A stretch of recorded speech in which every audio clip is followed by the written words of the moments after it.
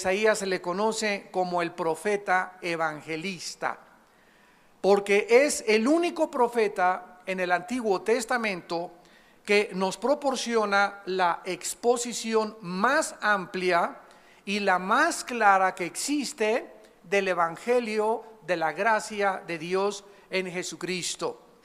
Las primeras palabras del libro, inmediatamente visión de Isaías, hijo de Amós, nos habla de que este libro, el autor es precisamente Isaías.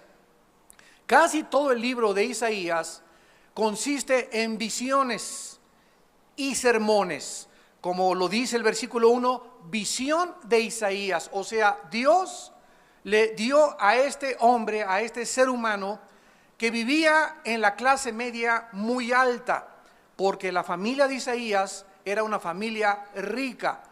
Él, Isaías, era exactamente lo que equivale al apóstol Pablo en el Nuevo Testamento. Isaías, al igual que Pablo, fueron de los dos únicos profetas de Dios educados, cultos, con una preparación tremenda. Pablo era políglota, hablaba como 6 o 7 idiomas, se educó con Gamaliel. Isaías tuvo la mejor educación que alguien pudiera tener en el Antiguo Testamento, al contrario de los demás profetas que fueron llamados del campo. Así que Isaías era un hombre donde su familia pertenecía a la clase media alta, muy acomodada, y donde tenían acceso a los funcionarios públicos. O sea que Isaías fue un profeta, como lo vamos a ver, que sirvió a 4 reyes principales, 4 o 5 reyes principales, por la gracia que Dios le dio de estar cerca de los gobernantes. Así que fue un profeta que vivió continuamente en los palacios de gobierno. Casi todo el libro, repito, son visiones y sermones, y Isaías, de la familia real a la que pertenecía, era un hombre que recibió órdenes de Dios de predicar con valentía y con audacia. Uno de los problemas más grandes que enfrentamos actualmente en la sociedad es que cuando estamos delante de un funcionario público, cuando estamos delante de un gobernante, o cuando estamos delante de alguna persona poderosa o con dinero o con influencia, los cristianos como que nos comenzamos a hacer chiquitos, como que comenzamos a titubear y a tartamudear, y lo que le teníamos que decir ya no se lo decimos, porque existe en la naturaleza humana, en la carne, la tendencia de tratar de agradar a las personas, de caerles bien, de que no me vaya yo a decir algo que después ya no me dé hueso cuando llegue a diputado, o cuando llegue a gobernante, o cuando llegue a presidente. Y recordamos que delante de Faraón estuvo un hombre llamado Moisés, que al estar enfrente del hombre más poderoso del imperio egipcio en aquel tiempo, le dijo, ¿verdad? Vengo de parte de Jehová de los ejércitos. Y Faraón era un hombre que así con el dedo podía mandar a matar a cualquier persona. Sin embargo, Moisés sabía que al venir de parte de Dios era mucho más grande la comisión que él tenía que enfrentarse con cualquier hombre cuyo aliento está en el poder de Dios. Elías se presenta ante el rey Acab y le dice: vive Jehová delante del cual yo vivo, del cual yo estoy presente.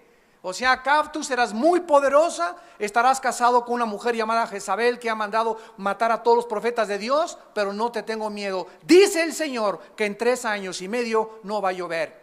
Y estos hombres, profetas hebreos, se presentaban ante los gobernantes, se presentaban ante los más grandes dirigentes mundiales políticos sin ningún miedo, sin ningún temor. Y el mismo espíritu que ellos tenían y que los dejaba temporalmente, el mismo espíritu está dentro de nosotros. Pero ahora ese espíritu, con la diferencia que radica en nosotros, vive dentro de nosotros, y tenemos todavía mucho más poder, porque Jesús dijo que haríamos mucho más grandes obras que las mismas obras que Jesús realizó. Así que nosotros tenemos que estar conscientes de que Dios no nos ha dado un espíritu de cobardía.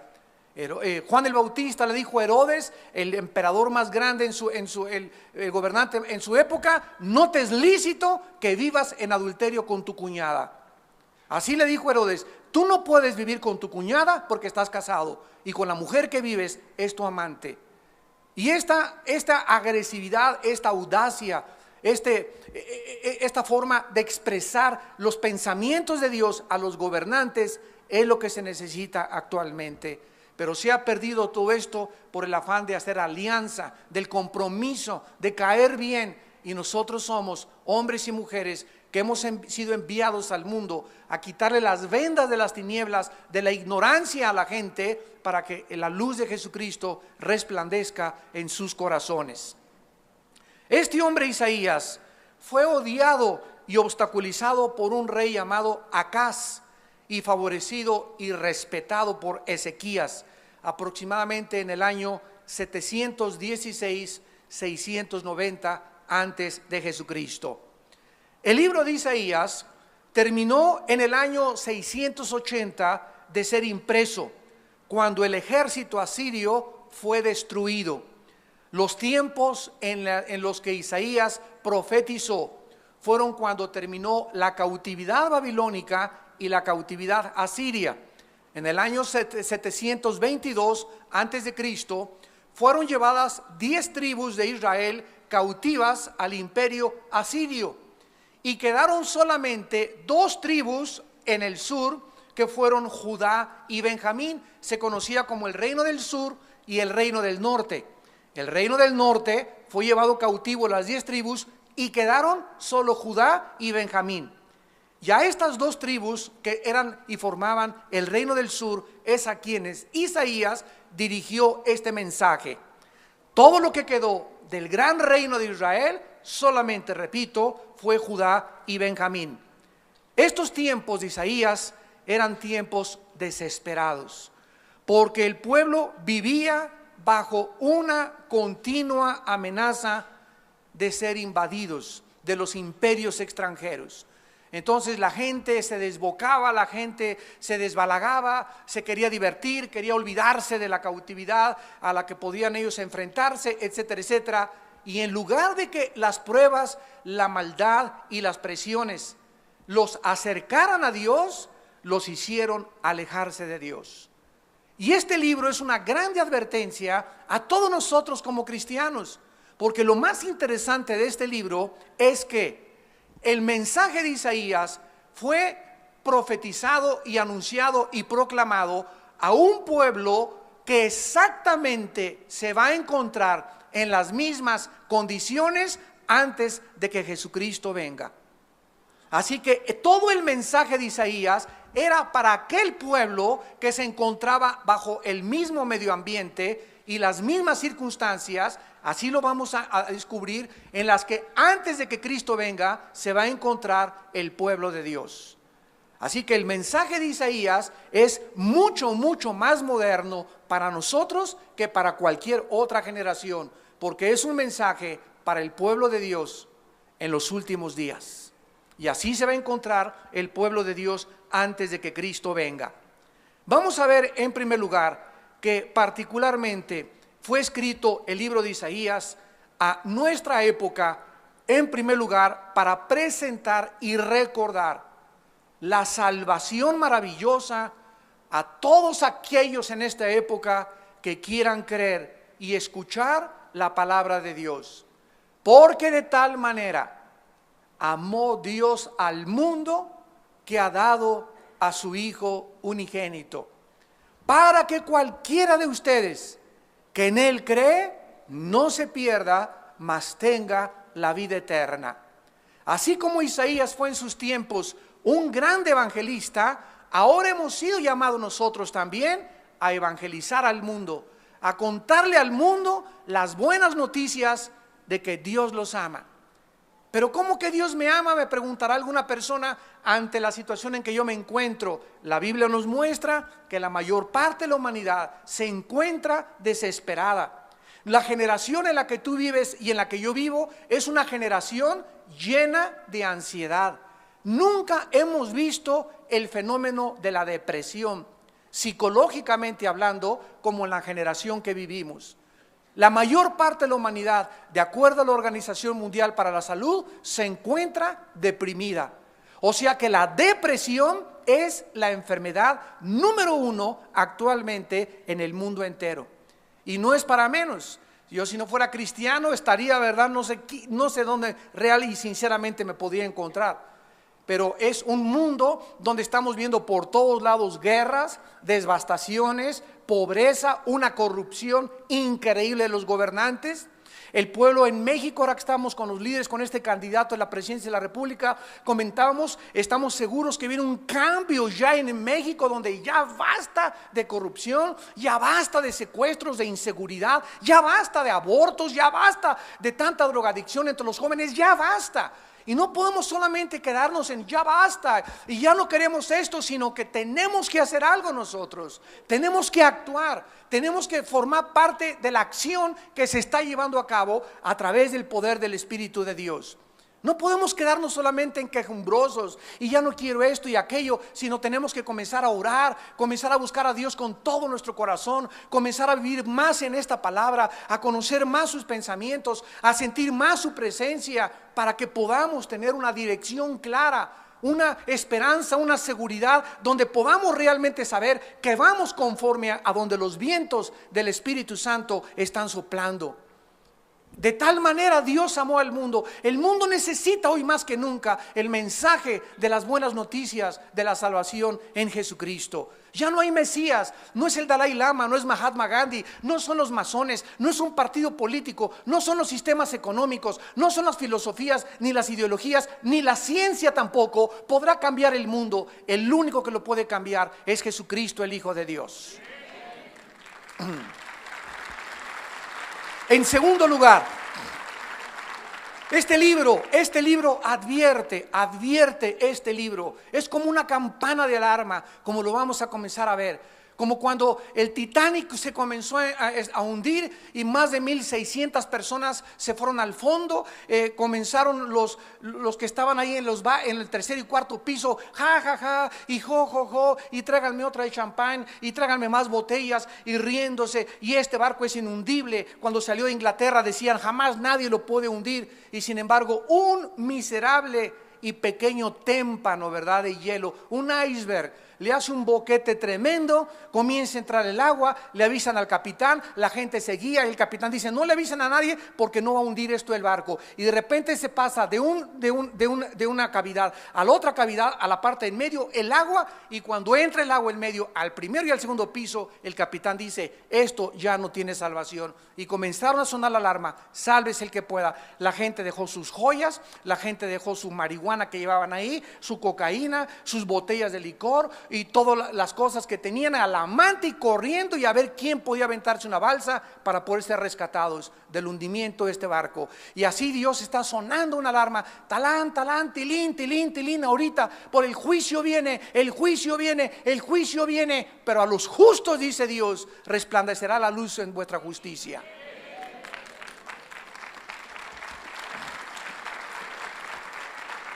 Este libro es una alerta porque nos dice que la paga del pecado es la muerte. La paga del pecado es la muerte. Todos ustedes que sufren actualmente, que tienen culpa, que tienen vergüenza, que se metieron en deudas, que te andan buscando por tranza, que tus pecados te han alcanzado, tienes que aprender que es la razón por la cual se sufre en la vida. Es verdad que aunque no pequemos vamos a sufrir, pero tenemos a Dios de nuestro lado. Tenemos la esperanza que nos va a sacar. Tenemos la conciencia tranquila que no hemos ofendido a nadie. Y tal vez suframos por causa de la justicia. Pero cuando sufres por causa de tus pecados, por tus robos, por tus engaños, por la forma como tratas a tu esposa, por no entender que esta vida es corta, que tenemos la eternidad enfrente de nosotros, dice la Biblia, duro es el camino de los transgresores. La paga del pecado es la muerte. El alma que pecare, esa morirá, dice el Señor. En tercer lugar, este libro consuela a todos los que confían en Dios. Dice en el capítulo 3 de Isaías, versículo 10, decid al justo que le irá bien, porque comerá de los frutos de sus manos.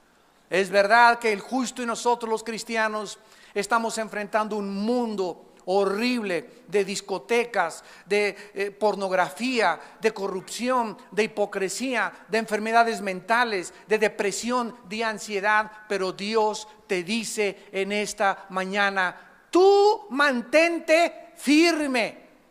Ahonda y profundiza aún más tus convicciones, porque yo te juro, dice el Señor, porque es la palabra del Señor, que te irá bien en la vida. Te irá bien en la vida. Vas a salir adelante. Yo estoy contigo y no te dejaré ni te desampararé. Mi brazo derecho está con tu mano. Muchas son las aflicciones del justo, pero de todas nos salva el Señor. De todas nos libra el Señor. Porque Él es nuestro amparo, nuestra fortaleza, nuestro pronto auxilio en todas las tribulaciones. El que habita al abrigo del Altísimo morará bajo la sombra del Omnipotente. Él es mi castillo, Él es mi roca, el que adiestra mis manos para la batalla, el que prepara en mí el arco de bronce, el que adiestra mis manos. Con mi Dios asaltaré muros y con mi Dios derribaré fortalezas. Él es el Señor de nosotros, el Rey de reyes y Señor de señores. De una forma preciosa, en el capítulo 60 de Isaías, vamos a brincarnos rápidamente para leer tantas promesas que existen para nosotros. Y dice el capítulo 60 de Isaías, ya casi al acabar la visión y los sermones de Isaías: levántate, resplandece, porque ha venido tu luz y la gloria de Jehová ha nacido sobre ti.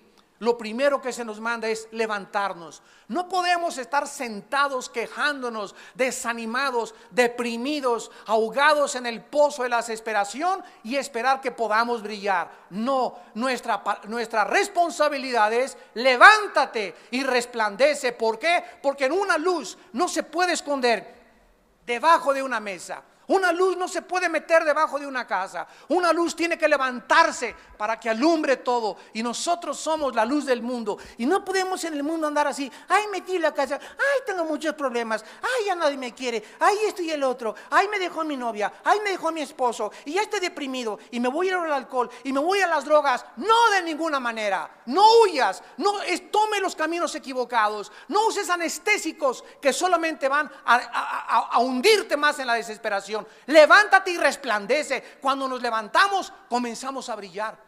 ¿Y por qué? Porque dice la Biblia: porque ha venido tu luz, porque la gloria de Jehová ha nacido sobre ti. El Espíritu Santo ha entrado a nuestras vidas para que podamos reflejar la gloria de Dios en la faz de Jesucristo. He aquí que tinieblas cubrirán la tierra, y nos lo anuncia el profeta hace 2700 años que fue escrito este libro. 2750 años aproximadamente. Tinieblas cubrirán la tierra. ¿Las puedes ya ver? ¿Ya puedes darte cuenta de qué oscuro está el mundo? La ciencia está más sumida en la desesperación que nunca. Cada vez la depravación y la pornografía, matrimonios gays, la homosexualidad, la corrupción de los políticos, las filosofías, las escuelas. Pueden sentir, amados santos de Dios, nosotros que somos el pueblo de Dios, el tesoro de Dios, podemos sentir ya cuántas tinieblas hay, cuánto satanismo, cuánta maldad, cuántos robos, cuánta delincuencia, cuántos secuestros. Las tinieblas aún se van a hacer más densas. No dejes que esas tinieblas vengan a tu casa, se metan a tu casa, te ahoguen en la confusión, porque las tinieblas es el reino donde opera Satanás. El Espíritu Santo opera en el reino de la luz, y yo me tengo que salir de las tinieblas y estar bajo el reino de la luz. Necesitamos hoy más que nunca en nuestra vida luz. Porque la luz es la que nos da dirección, es la que nos dice que estamos bien. En la oscuridad, en la cueva, sin luz, sin ninguna lámpara, nos desesperamos y nos confundimos. Gruñimos como los osos y caemos como ciervos o cervatillos heridos de sus patas en las trampas, en las cuevas y en los hoyos. ¿Por qué? Porque ha venido nuestra luz. Dios ha venido a nosotros para darnos esta esperanza. Y sobre ti, dice la Biblia, amanecerá Jehová, y sobre ti será vista mi gloria. Andarán las naciones a tu luz, y los reyes al resplandor de tu nacimiento. Alza tus ojos alrededor y mira, todos estos se han juntado, vinieron a ti.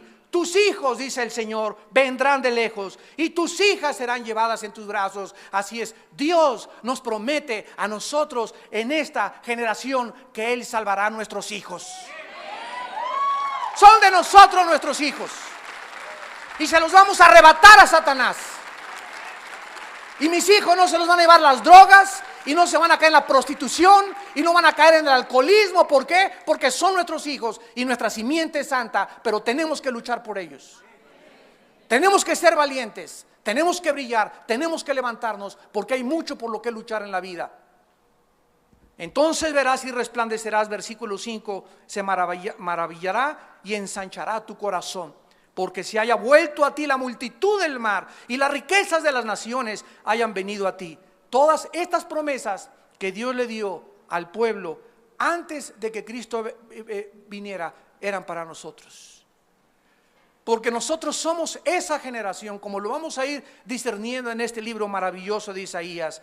Y finalmente Isaías describe un retrato del Mesías como ningún otro retrato se encuentra en el Antiguo Testamento. En el capítulo 53 de Isaías, versículo del 3 al 6, este hombre escribió antes de que Jesús naciera, para ser exactos, 750 años antes.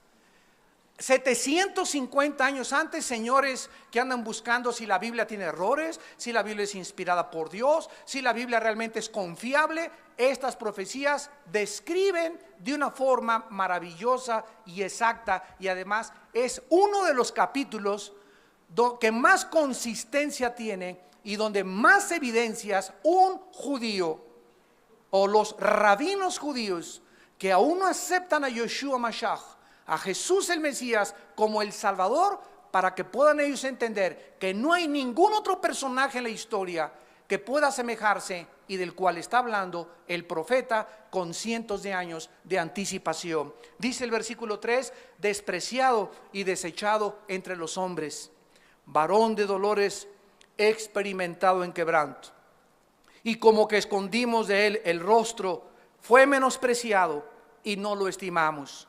Ciertamente llevó él nuestras enfermedades y sufrió nuestros dolores, y nosotros le tuvimos por azotado, por herido de Dios y abatido. Mas el herido fue por nuestras rebeliones, molido por nuestros pecados. El castigo de nuestra paz fue sobre él, y por su llaga fuimos nosotros curados. Hablándoles con mucho amor y con mucho respeto y con mucha misericordia a los rabinos judíos, díganme ustedes, señores rabinos, ¿quién de ustedes, rabinos, llevó nuestros pecados en una cruz? ¿Quién ha muerto en una cruz? ¿El Dalai Lama? ¿Quién murió en una cruz? ¿Mahatma Gandhi? ¿Quién murió en una cruz? ¿Buda? ¿De quién se ha escrito y de quién se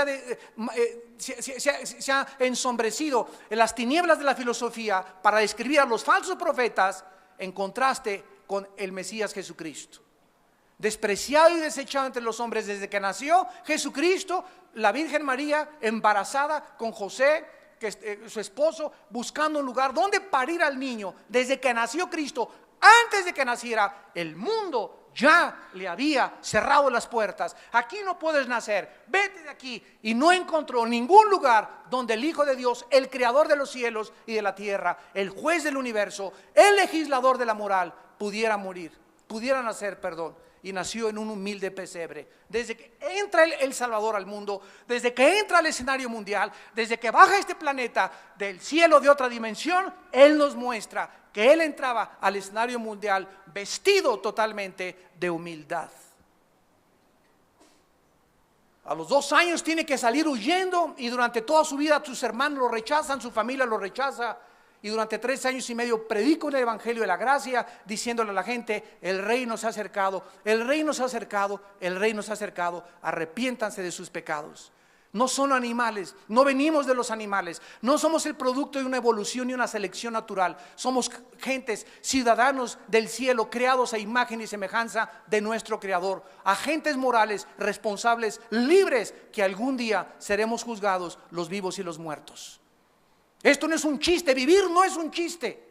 No es Alicia en el País de las Maravillas, no estamos en la telenovela Rebelde, No estamos con Pinocho y con Peter Pan y con todos los cuentos que te contaron cuando eras niña. Tenemos que madurar y entender que la vida es duro. El matrimonio es algo por lo cual tenemos que luchar todos los días. Todos los días hay que luchar por nuestra esposa, por nuestro esposo, o comenzarnos a amalgamar los dos, a entender los dos, a identificarnos los dos. Esto se requiere madurez. Y no, ya no te quiero, ahí nos vemos, puedo encontrar otra. Ya no te quiero, puedo encontrar otra. Es algo por lo cual tenemos que luchar. Por nuestros hijos, nos sacan canas nuestros hijos. Y si no, espérate a que crezcan nada más. Nos sacan canas. ¿Por qué? Porque es la ley de la vida. No es fácil nada, pero Dios no nos dice que nunca se van a apartar. Dios nos dice y nos promete que aunque se aparten nuestros hijos, los trae y de la oreja los trae. No nos promete que no se van a ir. Se brincan las rejas, hacen diablura y media, hacen travesura y media. Hasta en la cárcel han acabado muchos. Otros los tenemos que ir a recoger a un hospital psiquiátrico, otros en centros de rehabilitación de las drogas. Pero de ahí Dios los trae y los convierte en profetas, y los convierte en predicadores, y los convierte en pastores y misioneros de Dios. Porque ese es nuestro Dios. Y este es el poder transformador del Evangelio. Este es el poder transformador del Evangelio. Ver a la gente restaurada, ver a la gente que se cayó, a pastores que pecaron, a misioneros que fracasaron, a hombres de Dios y mujeres de Dios, a organizaciones cristianas que se arrepintieron y Dios los levantó mucho, mucho más alto. ¿Por qué? Porque es el poder de Dios para salvación. Cuando el justo cayere, no quedará tirado, porque Dios sostiene su mano. Ante Dios no hay absolutamente nada imposible. Además, en este libro maravilloso se hace énfasis especial en la doctrina de Dios. Es el libro en el Antiguo Testamento que nos describe con más detalles la omnisciencia, la omnipotencia, la omnipresencia, la soberanía, la fidelidad, la misericordia, la paciencia, el amor, la bondad de nuestro Dios y Salvador. El creador del universo, que ordena todos los acontecimientos de la historia según su propósito y su plan eterno de los siglos de los siglos. Miren rápidamente en Isaías 44, qué es lo que dice el profeta acerca de esta soberanía, de esta omnisciencia de Dios.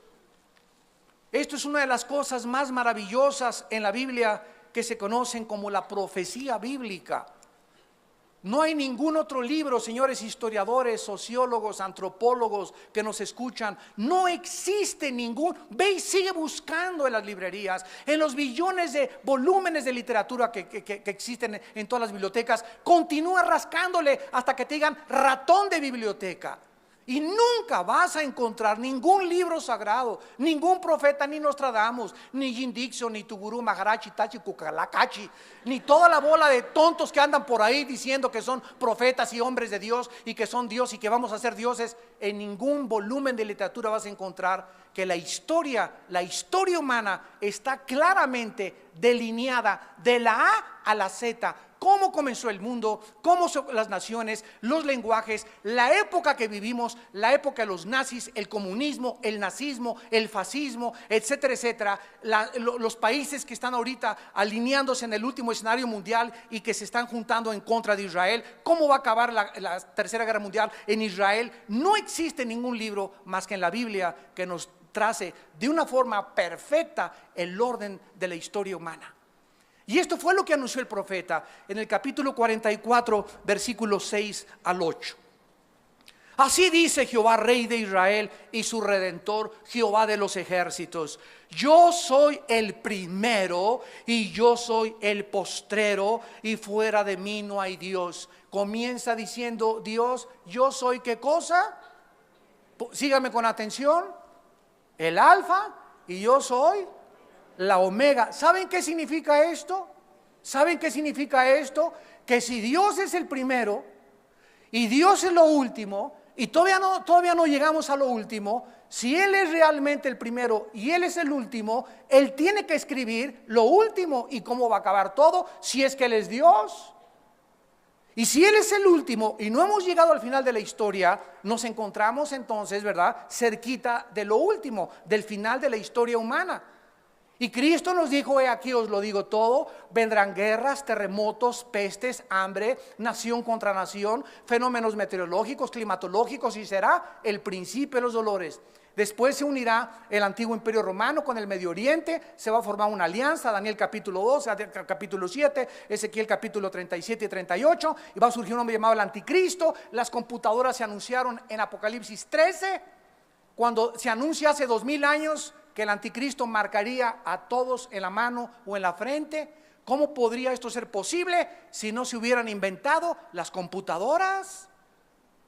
¿Cómo podría Juan hace 2000 años poder escribir que vendría un tiempo cuando el mundo podría ser controlado por una sola organización, por un solo gobierno, si no fuera por el invento de los chips y de las computadoras?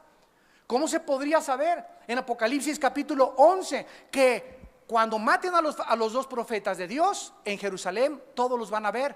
¿Cómo se podría saber que iba a haber un momento en la historia en la que todos íbamos a ver el mismo acontecimiento, si no fuera porque en 1957 se inventaron los primeros satélites de comunicación? Y todo este cúmulo de evidencias que hay en la Biblia, ¿verdad?, es porque Dios es el primero y porque Dios es el postrero. Y no solamente lo dice, sino que lo demuestra con las profecías cumplidas. Y dice a continuación el profeta, versículo 7: ¿quién proclamará lo venidero? Lo declarará y lo pondrá en orden. Esa frase, lo pondrá en orden, lo tengo subrayado yo en mi Biblia. Dios es el único que puso en orden la historia. Una prueba: antes de que Isaías escribiera, se estaba anunciando que Dios ordena los acontecimientos de la historia.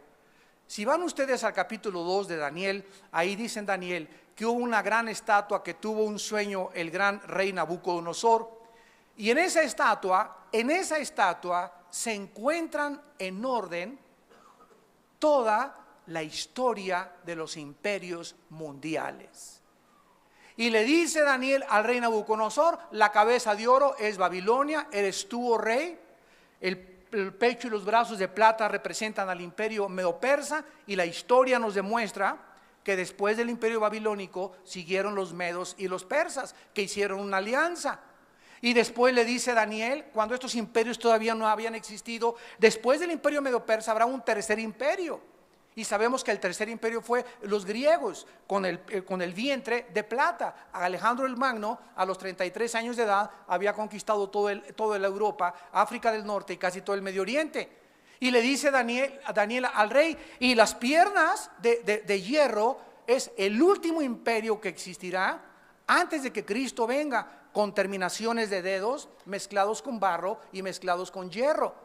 Y estas dos piernas después de los griegos surgió el imperio romano, que se dividió en dos, ejemplificado y simbolizado por las dos piernas. Alejandría y Constantinopla. Se dividió el imperio romano en dos y pusieron al obispo de Alejandría y al obispo de Constantinopla. Y la Biblia dice que del imperio romano, los dedos, surgiría 10 naciones que se unirían y formarían un bloque. Y estas 10 naciones, esto fue escrito, damas y caballeros, hace 2600 años. De estas últimas 10 naciones surgiría el anticristo. ¿Quiénes son estas 10 naciones? Dice que surgirían del antiguo imperio romano, ante los ojos asombrados del mundo.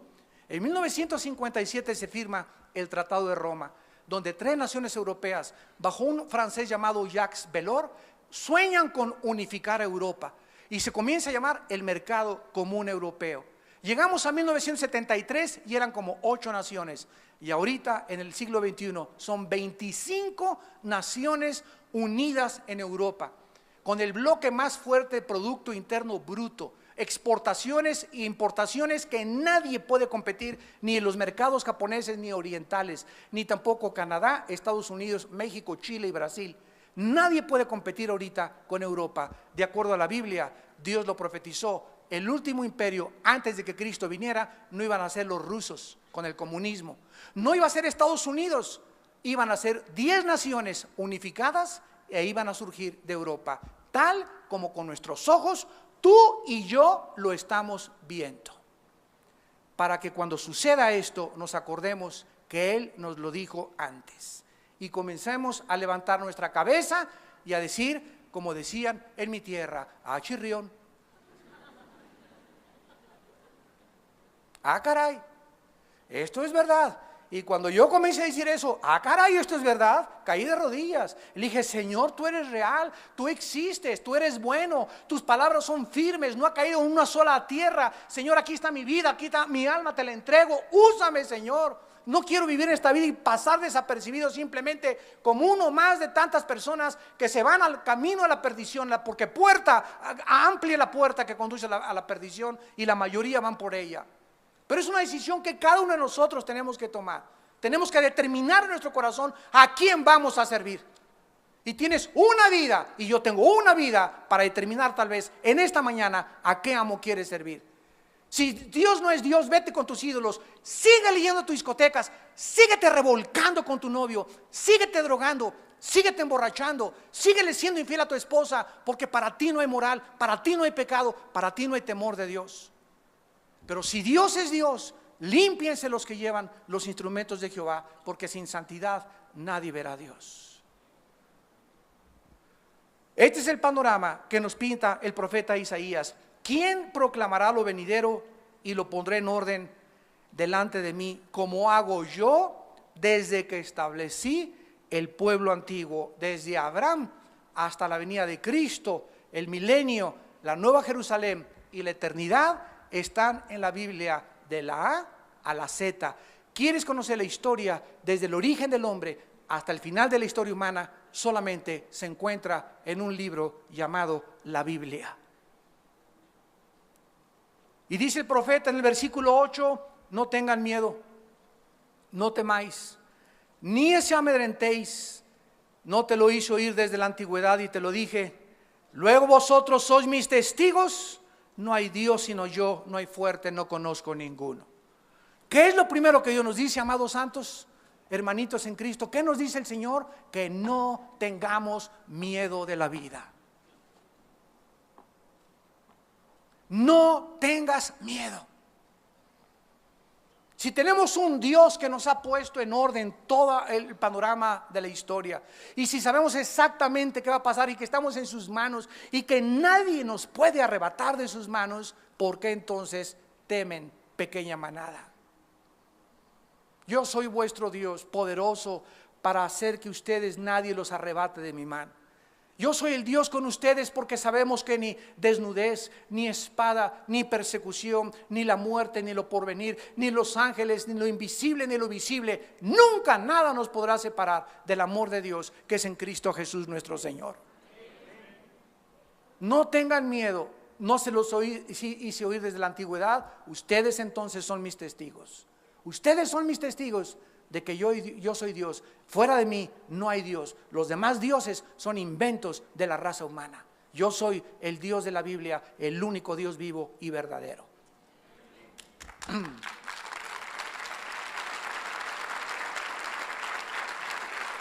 Y en el capítulo 46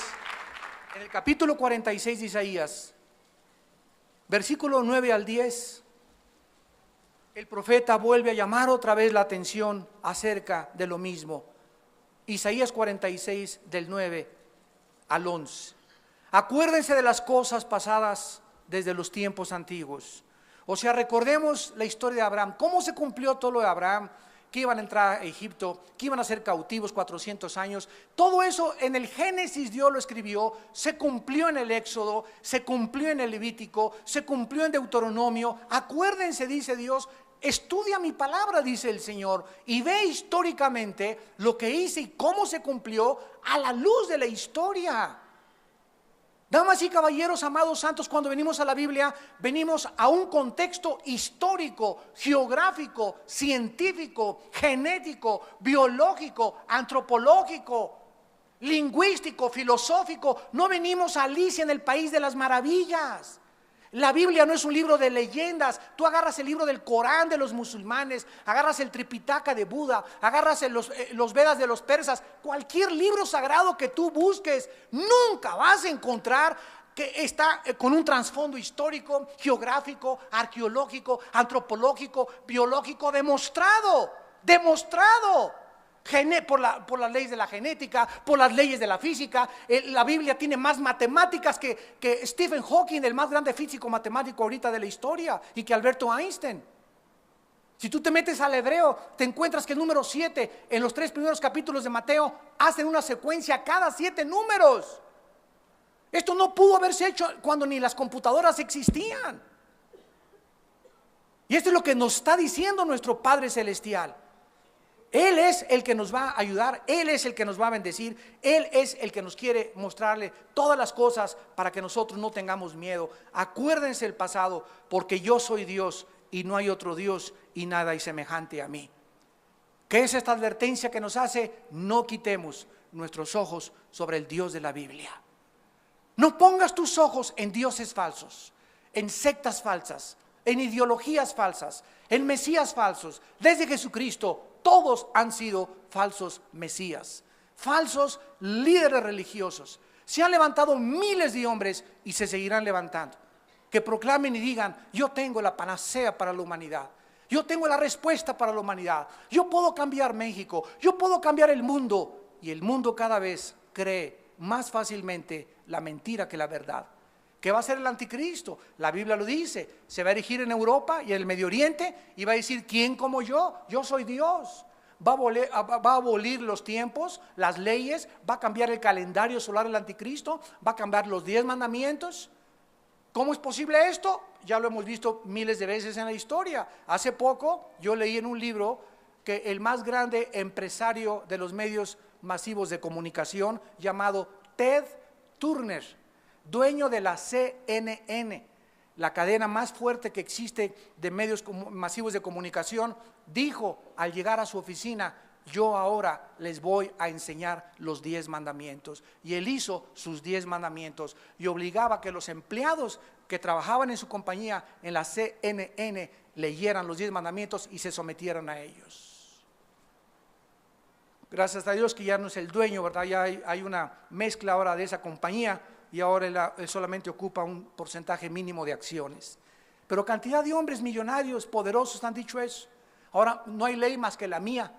¿Y cuántos hombres ustedes en casa dicen lo mismo? Aquí nomás mis chicharrones truenan, vieja mis chilaquiles, chamaco mis pantuflas, chamaca préndame la televisión. Y llegas a tu casa sintiéndote el rey y no eres Dios. Eres siervo de tu casa, eres siervo de tus hijos, eres siervo de tus empleados, porque el que es al último es el más grande entre nosotros. Y el que sirve a los demás será puesto arriba de los demás. ¿Quieres que la gente te exalte? ¿Quieres que tu familia te reconozca? ¿Quieres que en tu empresa puedan decirte: mi patrón es lo máximo? Sirve a los demás, lávale los zapatos, lávale los pies, humíllate delante de tu Dios y Él te exaltará en el tiempo oportuno. Y finalmente dice Isaías en el capítulo 46, versículo 10, que anuncio lo por venir desde el principio y desde la antigüedad, lo que aún no era hecho, que digo: mi consejo permanecerá y haré todo lo que quiero. Que llamo desde el oriente al ave y de la tierra lejana al varón de mi consejo. Yo hablé y lo haré venir. Lo he pensado y también lo haré. En otras palabras, una sola letra y palabra de la Biblia por eso se llama la palabra de Dios, porque es lo que Dios ha hablado y quedó impreso. Y Dios está detrás de este libro y nos dice en esta mañana todas las cosas que yo he hablado y las profecías que se cumplieron en el pasado. Si se cumplieron en el pasado, también se van a cumplir las del futuro. Porque yo haré lo que yo quiero y yo haré lo que yo he hablado. No mudaré lo que ha salido de mi boca. Y estas promesas son precisamente las que nos sostienen. Estas promesas son precisamente las que nos infunden el poder y el valor de vivir para Él. Tú y yo somos vulnerables porque somos seres humanos, tenemos pies de barro, somos frágiles. Dios se acuerda de nuestra condición. Somos sujetos a depresiones, somos sujetos a desánimo, somos sujetos a ya no que a veces Yo se los digo con todo mi corazón, ¿cuántas veces no he amanecido así y tienes ganas de aventar la toalla y amaneces deprimido? Si no somos querubines y Dios sabe nuestra condición, Dios sabe que aún no estamos en el milenio, aún tenemos un alma, tenemos pecado dentro de nosotros, pero Él se compadece de nuestra condición, se acuerda de que somos polvo. Si nosotros en ese momento nos hincamos y le decimos, Padre, ya no aguanto, ya no puedo, fortaléceme, y comienzo en ese momento, te alabo, y alabado sea el nombre de Jesús, alabado sea el nombre de Jesús, y alabado sea el nombre de Jesús, y a los 10 minutos que comienzas a alabar a Dios, en medio de tu depresión, hay algo sobrenatural que sucede, como que se comienza a despejar la atmósfera, y te das cuenta que esa depresión no es más que una opresión satánica contra nosotros. Invisible, así como si llegara el chamuco y nos rodeara con una sombra y nos hiciera así, nos quiere como exprimir y nos sentimos así que ya no podemos, pero es porque Dios está adiestrando nuestras manos para la batalla. Es ahí cuando tenemos que descubrir que esa depresión no es psicológica, esa depresión no es por ninguna otra cosa más que de los demonios que nos quieren derrotar, que nos quieren hacer sufrir, que nos quieren ver derrotados, que nos quieren ver humillados y que nos quieren ver desanimados, porque un cristiano desanimado es un cristiano que no sirve para nada. Pero descubre a Dios en medio de tu depresión, en medio de tu desánimo, alábale. Hay un poder que no se puede nadie imaginar en la alabanza. Hay un poder cuando llegas aquí en la mañana y ves aquí, y tú llegas, ¡ay, qué ridícula se ve! Yo quiero rock. Si tú no sales de esa actitud tuya y llegas a la iglesia y no te animas, aunque lleguemos así, ¿para qué es esta música al principio? Para comenzar a olvidarnos de todo y sí, gloria a Dios, está cayendo en mi casa, gloria a Dios, el Señor está en su trono, me dejó mi novia, gloria a Dios, hay un chorro de chavas más ahí por ahí, y comienza y te sales de eso, te escapas de esos pensamientos negativos que nos oprimen. Si tú haces eso es porque confías en Dios. Y Dios te bendice. Dios te bendice.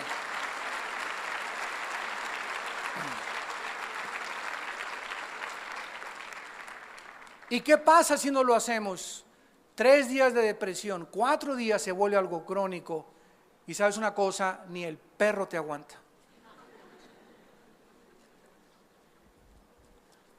Y finalmente, la Biblia nos muestra en este libro maravilloso de qué forma comienza, como lo vamos a ver en la próxima clase, con acusaciones en contra del pueblo de Dios.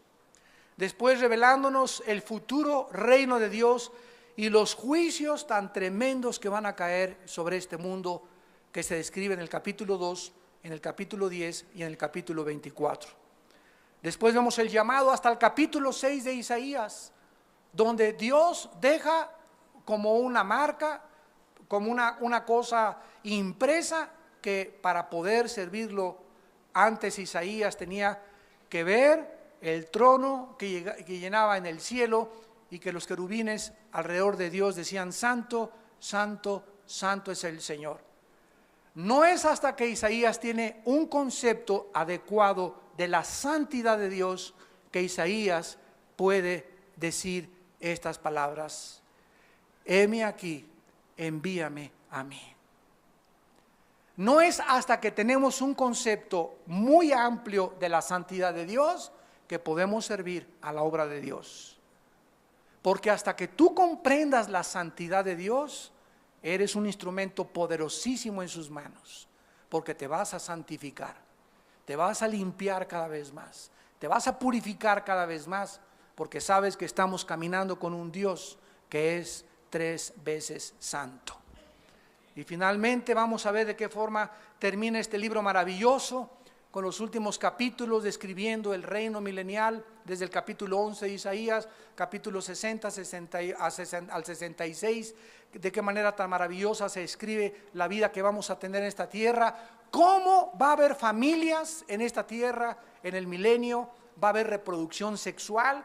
No nos vamos a casar porque no vamos a necesitar un papel que garantice que le voy a ser fiel a mi esposa. Va a regir Cristo desde Jerusalén con el rey David como gobernador. Y en ese momento ya no va a haber nada de que engañes a tu esposa, ni mucho menos, porque en ese momento va a ser Dios el que castigue inmediatamente el pecado.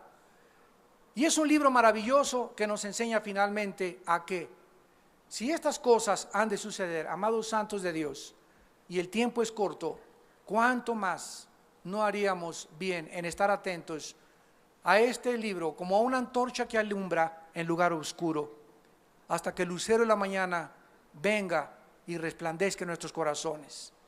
¿Cuánto más no haríamos bien en vivir una vida santa y pía, de entregar lo que tenemos al Señor, de vivir para el Señor, de ya quitarnos tantas banalidades y tantas tonterías y concentrarnos solamente en lo que Dios quiere que nosotros hagamos, en que lo conozcamos y en que sepamos en nuestro corazón que Él es Dios y no hay otro Dios fuera de Él?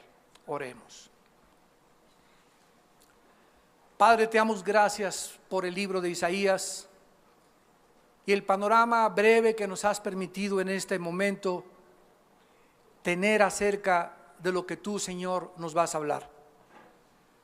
Te pedimos, Padre, que cada vez que abramos este libro, lo abramos con temor y con temblor, sabiendo que eres tú el que nos hablas, y que estas palabras que le hablaste a tu pueblo hace 2700 años son las mismas palabras, principalmente para esta generación que estamos al borde de la destrucción mundial. Estamos en el precipicio ya, Señor, de los juicios, y donde nos damos cuenta que está establecido a los hombres que mueran una sola vez y después el juicio, y que toda obra y toda palabra que hayamos hecho será traída a juicio, y que tú, Señor, le pagarás a cada persona conforme a todo lo que hizo mientras estaba en el cuerpo. No os canséis pues de hacer el bien, porque a vuestro tiempo segaréis, dice el Señor. Estén firmes y constantes en la obra de Dios. No se desanimen, mi pequeña manada. No se turbe vuestro corazón. Creer en Dios, crean en mí. En la casa de mi Padre hay muchas moradas. Me fui para prepararles lugar. Me fui para que ustedes pudieran esperarme en santidad, en consagración, en esperanza, y creyesen que lo que yo os dije son palabras fieles y verdaderas. Si no fuera así, yo os lo hubiera dicho. Me fui pues a preparar lugar para vosotros, para que donde yo estoy, ustedes también estén. Si yo di mi vida por ti, ¿cuánto más no te daré todas las cosas que tú me pidas? Pero acérquense a mí, busquen mi reino, y todo lo demás se los daré por añadidura. Gracias, Señor, porque nos amas con amor eterno, porque has tenido misericordia de todos nosotros, y por tu paciencia tan profunda que nos has dado para vivir para ti.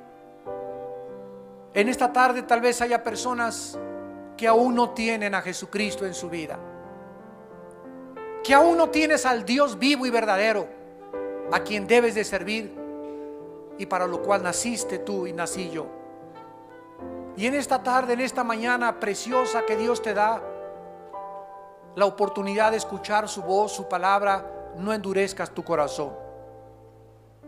Ábrele tu corazón en esta mañana a Jesús, y ahí desde tu lugar invítale a tu vida como tu Señor y tu Salvador, diciéndole estas palabras: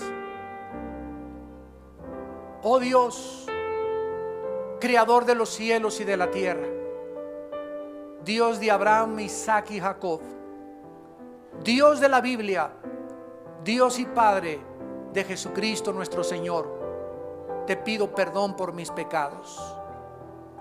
No quiero morir en mis pecados, y quiero vivir con esperanza y con seguridad los pocos días o años que tú me concedas en esta vida. Creo que en la cruz tu Hijo pagó con su sangre por mis pecados. Te pido, Señor Jesucristo, porque creo que resucitaste a los 3 días, que entres a mi corazón como mi Señor, mi Salvador, mi esperanza de gloria. Señor Jesús, fortaléceme, dame ánimos. Cuando me sienta decaído, deprimido, Señor, levántame, levántame, Señor, porque ahora escucho tu voz que me dice: no te dejaré tirado. Gracias, Señor, porque ahora confío en tu fuerza, ahora confío en tu poder, Señor, para vivir para ti. Entra a mi corazón, Señor Jesucristo. En este momento entra a mi vida. Te recibo como mi Dios y mi Salvador, y te doy las gracias porque ahora salgo de este lugar con esperanza de vivir para ti y con el poder y la fuerza que tú me darás hasta el día de mi muerte. Porque te lo pido y te doy las gracias en tu nombre precioso, Señor Jesús. Amén.